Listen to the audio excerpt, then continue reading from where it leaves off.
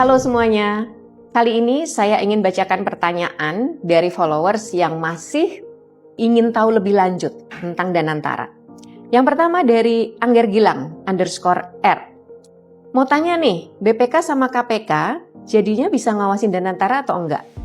Sesuai dengan ketentuan hukumnya, yaitu Undang-Undang Nomor 1 Tahun 2025 tentang revisi BUMN maupun Peraturan Pemerintah Nomor 10 Tahun 2025 tentang organisasi dan tata kelola Danantara, yang namanya BPK bisa mengaudit Danantara.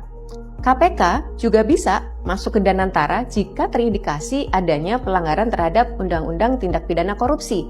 Ya, jadi jangan khawatir, kedua badan ini tetap bisa kok ngawasin Danantara. Yang kedua, dari Sayur Lengko. Jelaskan juklaknya, bagaimana pengawasannya, apa aturannya, dan bagaimana hukuman bagi pelanggarnya. Nah, kalau soal pengawasan, di dalam Danantara sendiri ada Dewan Pengawas yang itu akan mengawasi para pengelola. Lalu, Danantara ini bertanggung jawab kepada Presiden, sehingga otomatis Presiden pasti mengawasi juga jalannya Danantara.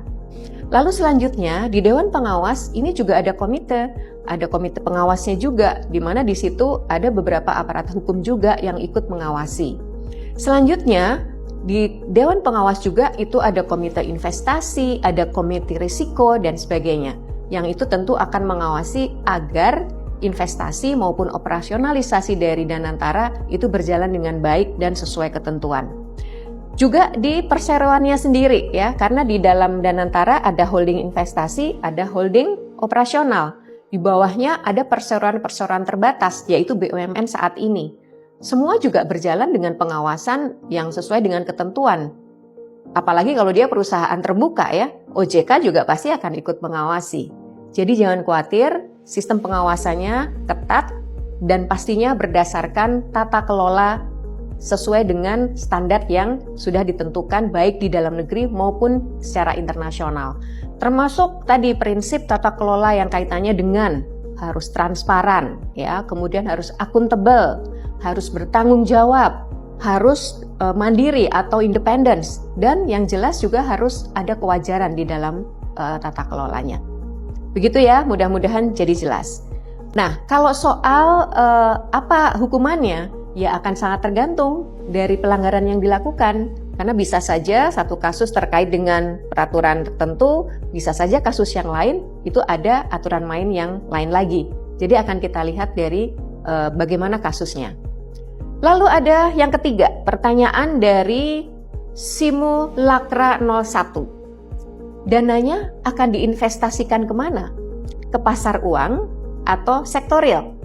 Nah, begini. Tadi saya sudah bilang ya, bahwa di Danantara itu ada holding operasional, ada holding investasi. Holding investasi ini yang nanti akan melakukan kajian terhadap kemana itu dana akan diinvestasikan. Mau ke sektor keuangan, sektor real, atau yang lain, itu akan sangat tergantung dari kajian yang pasti ada juga mekanismenya sehingga persetujuannya pun berjenjang. Jangan lupa, tadi saya bilang ada komite investasi ya. Dia yang akan mengawasi betul nih rencana investasinya seperti apa. Nah, kalau di sektor real, ini sangat mungkin akan dilakukan karena ini juga dalam rangka mempercepat hilirisasi atau industrialisasi. Jadi, kalau kita bicara hilirisasi, itu jelas akan ada sebuah pengelolaan perusahaan yang nanti bisa menyediakan lapangan kerja bagi masyarakat luas. Jadi, itu ya tujuan dari investasi, ya tentu bisa memperoleh keuntungan dari investasi, tapi juga harus bisa menciptakan nilai, dan yang tiga, harus bisa menciptakan lapangan pekerjaan.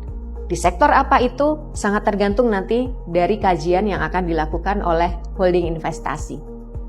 Begitu ya, semuanya mudah-mudahan bisa mengurangi rasa penasarannya kepada Danantara. Kalau ada pertanyaan lain, silahkan loh, nanti kapan-kapan kita jawab lagi.